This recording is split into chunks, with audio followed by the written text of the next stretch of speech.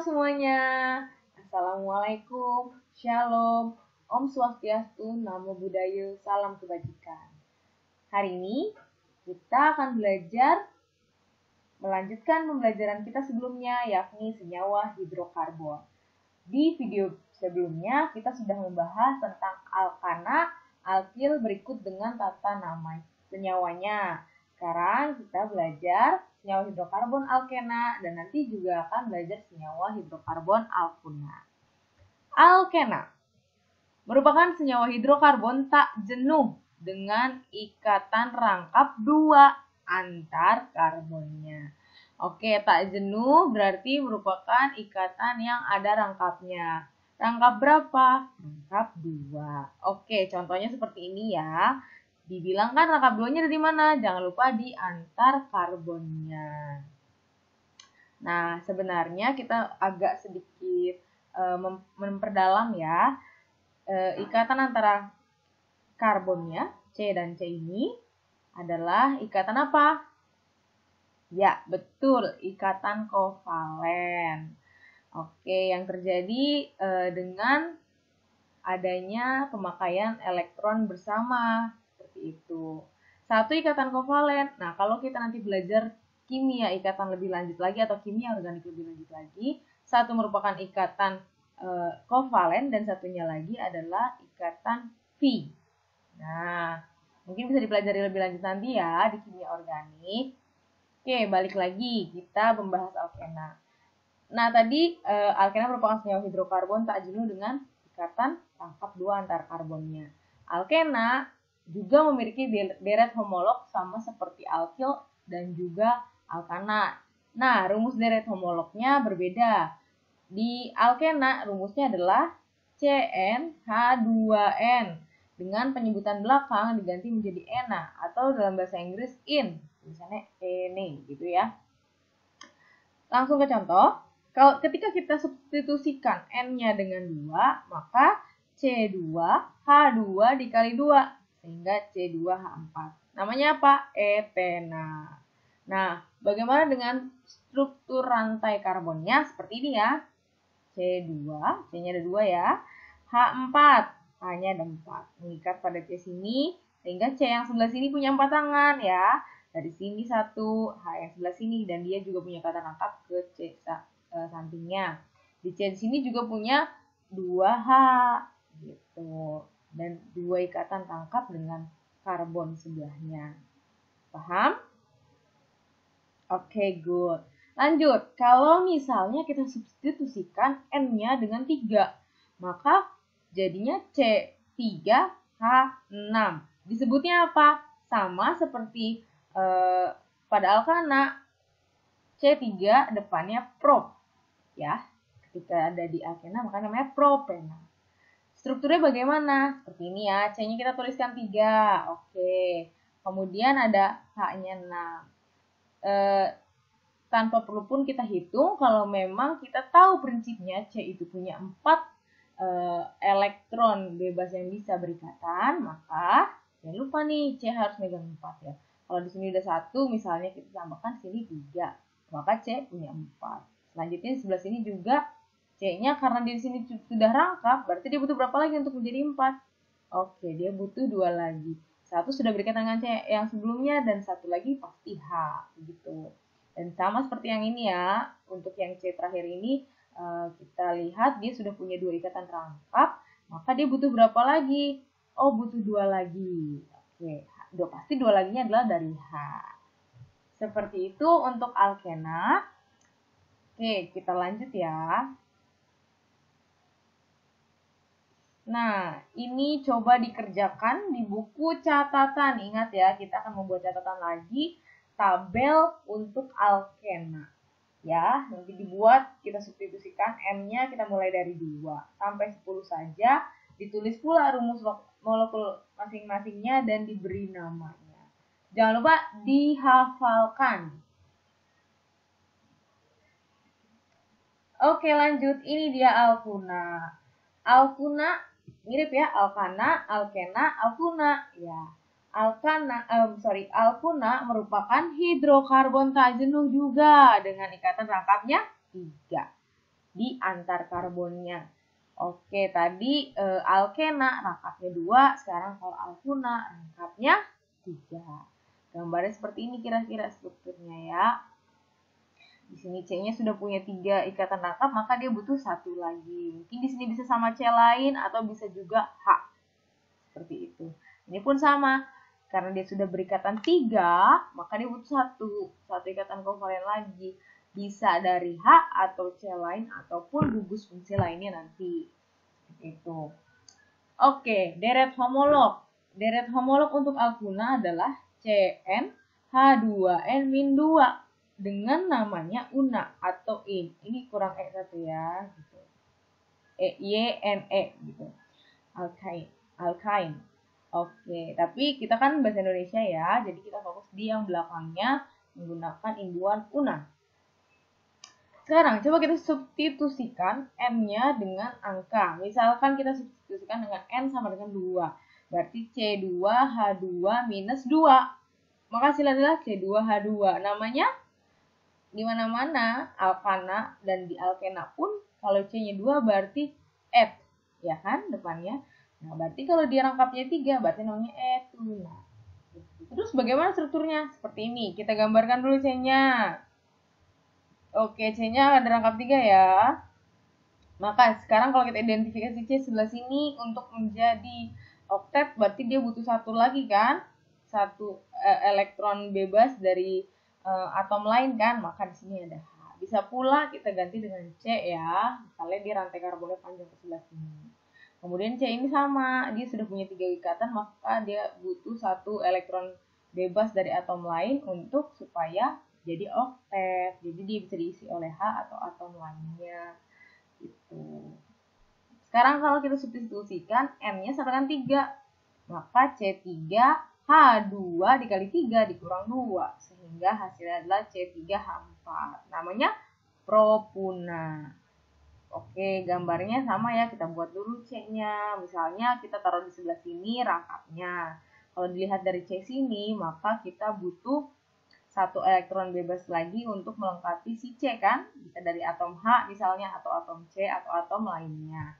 Dan kalau C ini, kalau diberi ikatan ini berarti sudah habis ya, maka tidak perlu lagi ada H atau atom lainnya karena elektron bebas itu ada, C di sini sudah nggak ada. Sudah punya 4 tangan ya istilah kita. Kemudian kalau di sini C, maka dia butuh, ya betul 3 lagi. Kenapa? Karena dia baru terpakai 1 elektron bebasnya. Dia masih punya 3 elektron bebas lagi sehingga harus dilengkapi supaya dia oktet. Seperti itu. Paham sampai di sini untuk alkuna? Excellent. Oke, kita samakan seperti alkana dan alkena juga alkil, dibuat juga tabelnya untuk alkuna di buku catatan kemudian dihafal. Ya. Oke, sekarang kita masuk ke tata nama senyawa alkena dan alkuna. Kenapa saya gabung? Karena ini mirip ya. Mirip-mirip mungkin di bagian penamaannya aja yang berbeda. Misalnya alkena dan alkuna, propana dan propuna, propena, gitu aja. Nah, oke. Ada sedikit yang menjadi poin penting juga di sini. Kita sama-sama bahas ya. Pertama, rantai panjang utama harus mengandung ikatan rangkap. Oke. Dan satu lagi, rantai panjang utama itu harus yang paling panjang. Itu udah kita bahas di alkana ya. Di alkana harus yang paling panjang. Nah, kalau di alkena dan alkuna, tambahannya adalah harus mengandung ikatan rangkap. Jadi percuma kalau kita memilih rantai yang paling panjang sekalipun tapi tidak ada rangkapnya, maka itu bukan rantai panjang utama atau bukan rantai induk ya. Oke, ingat harus rantai panjang dan mengandung ikatan rangkap. Nomor 2, penomoran atom C dimulai dari yang terdekat ikatan rangkap. Nah, ini kita harus pandai-pandai lagi nih melihat kira-kira dari kiri atau dari kanankah yang paling dekat ikatan rangkapnya, dari atas atau dari bawahkah yang paling dekat dengan ikatan rangkapnya. Nah, intinya adalah kita harus dekat dulu dengan ikatan rangkap, baru kemudian kita memikirkan percabangannya. Jadi ingat, prioritasnya adalah rangkap dulu ya, karena pada alkena dan alkuna gugus fungsinya adalah ikatan rangkap. Beda dengan alkana, alkana tidak punya gugus fungsi karena memang dia ikatannya tunggal semua. Yang ketiga, cara penamaan cabang sama seperti alkana. Oke, kalau sama seperti alkana, maka cabang kita menggunakan penamaan dari alkil. Seperti itu. 4. Urutan penamaan alkana, nomor cabang, ya, nama cabang, ya, yang dari alkil, nomor ikatan rangkap, dan nama rantai utama. Nama rantai utama ini yang tadi saya suruh hafal ya. Oke. Nomor 5. Jika ada lebih dari satu ikatan rangkap, maka di depannya kata ena kita beri awalan. Misalnya kalau ada 2 ikatan rangkapnya maka di. Misalnya buta Diena, seperti itu. Kalau dia 3 ikatan rangkapnya gimana? Berarti tri. 4 tetra. Jadi ini kita menggunakan penamaan Yunani. Mono, di, tri, tetra, penta, dan seterusnya. Sampai di sini paham? Oke, kalau gitu langsung kita sikat ke contoh soal. Tada! Oke, coba saya beri waktu kalian untuk mencoba penamaannya dulu sendiri.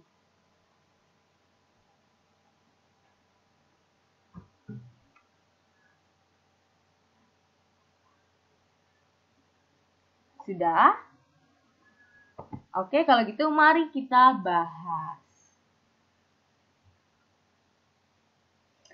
Nah, yang pertama, 1 pentena. Dari mana? Ingat, kita harus menentukan rantai induk paling panjang dan mengandung ikatan rangkap. Nah, kalau nomor 1 ini udah pasti mutlak yang ini ya, ikatan rantai induknya.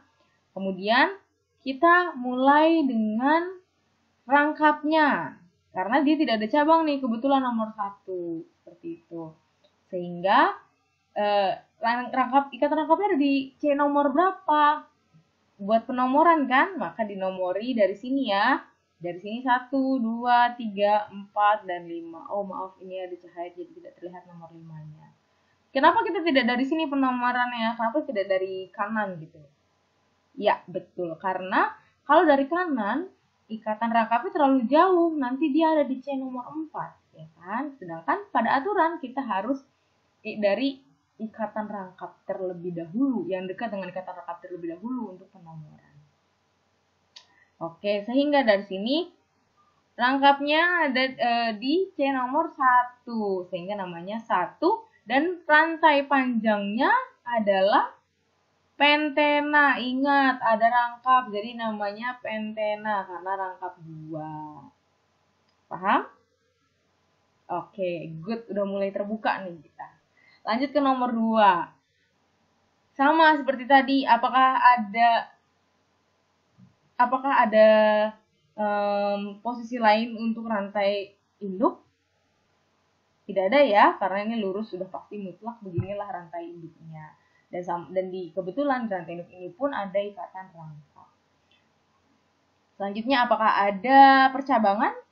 Tidak ada, karena lurus gini aja ya nak. Oke, sekarang kita mulai dengan penomoran. Kira-kira dari kanan atau dari kiri? Oke, good. Kita dari kanan. Kenapa? Terlepas dari saya sudah menomori, kenapa pilih kanan? Iya, betul. Kenapa pilih kiri? Ya, betul. Karena memang ikatan rangkap lebih dekat dari sini ya. Kalau dari kiri, kita ikatan rangkap ada pada C nomor 2. Oke. Kalau dari kanan, ada pada C nomor 3. 1, 2, 3. Lebih dekat mana? Lebih dekat dari kiri. Sehingga kita mulai dari sini penomorannya. 1, 2, 3, 4, 5. Seperti itu. Kemudian, tinggal ditulis 2 dan rantai panjangnya atau rantai induknya punya C5. C5 ada rangkap 2, jadi namanya pentena. Bukan pentana atau bukan juga pentuna karena dia rangkapnya 2 sehingga namanya pentena. Paham? Good. Lanjutlah nomor 3. kita mulai nih, sudah mulai bercabang. Diperhatikan nih, nah, yang mana yang bisa menjadi rantai induk atau rantai panjang. Ya, kita bisa ya, kita pilih yang general dulu ya, kita lurus gini ya. Oke, kita udah lurus. Kira-kira mulai penomorannya dari kanan atau dari kiri? Ya, memang kita mulai dari kanan ya, terlepas dari saya sudah menulis. Kenapa dari kanan? Betul, karena dari kananlah rantai ikatan rangkapnya lebih dekat. Gitu. Kalau kita mulai dari kiri, maka ikatan rangkap akan kena pada C nomor 3. Sedangkan kalau kita dari kanan, kita kena pada C nomor 1. Jadi kita mulainya dari yang paling kecil ya. C nomor 1. Kemudian dinomorin 1, 2, 3, 4. Seperti itu. Nah, tadi rumus penamaannya adalah nomor cabang, nama cabang, nomor ikatan rangkap, kemudian baru nama rantai induk. Sekarang kita dicari dulu ikatan percabangannya ada di C nomor berapa? Iya, C nomor 3 ya di sini. Maka ditulisnya 3. Cabangnya adalah metil. Maka tulis 3 metil. Baru kita tulis di C nomor berapa ikatan rangkapnya berada. C nomor 1 ya, berarti 3 metil 1 butena. Seperti itu. Butena kita paham ya, karena C-nya ada 4 pada ikatan rantai induk. Dan karena ada rangkap 2, maka namanya butena. Seperti itu. Paham? Oke, satu lagi supaya lebih paham lagi. Oke, nomor 4. Sama seperti tadi, saya rasa udah tahu ya, kita pilih dulu rantai karbon panjangnya atau rantai induknya, kemudian kita beri nomor berdasarkan yang paling dekat dengan ikatan rangkap, kemudian baru kita nomori percabangan dan dinamai. Oke, dari kiri. Kenapa? Karena ya betul, kalau dari kiri dia ikatan rangkapnya dimulai pada C nomor 2. Gitu. Dan pada dari kiri pula, kebetulan C-nya juga dekat langsung dengan si percabangan. Jadi namanya 2 metil ya pada rantai pada C nomor 2, 2 metil 2 butena. Seperti itu. Paham? Oke, good. Kalau paham, silakan banyak-banyak berlatih supaya lebih kenal lagi dengan tata nama senyawa alkena dan juga alkena. Selamat berlatih anak-anak. Semangat belajar kimia.